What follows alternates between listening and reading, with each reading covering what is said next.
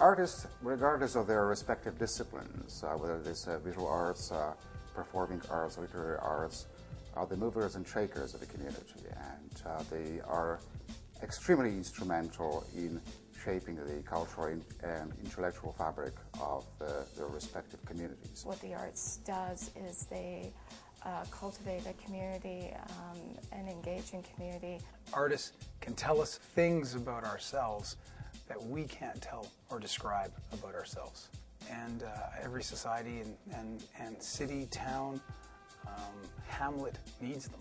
One thing that we don't realize and take into consideration often is that they're cultural creators. And culture is something that's very important. When you think historically of archaeologists going back, we look at the art of people to determine what their culture was like during their times. Today's artists more and more are working to actually find connections between the disciplines. There's lots of blending between the theater community and the art community. Those things make our city really rich.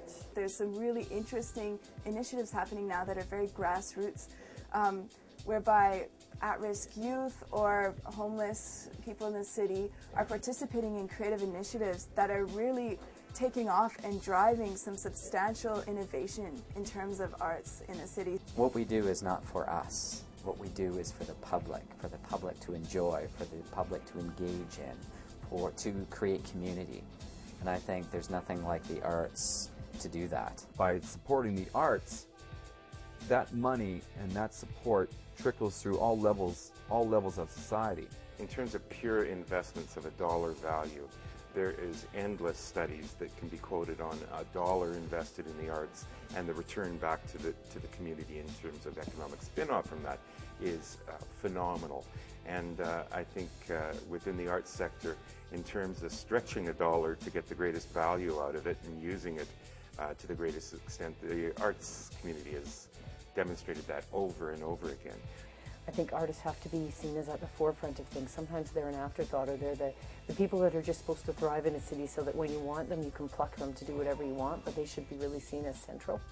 Artists need reasons to migrate here, and if they don't have those, there's lots of other competitive cities that offer those kinds of opportunities for artists. We've had hundreds of thousands of people move to our city, young people, even in the past 10 years. The challenges involved are welcoming these new Calgarians to our community and giving them a reason to think of Calgary as being more than just a workplace.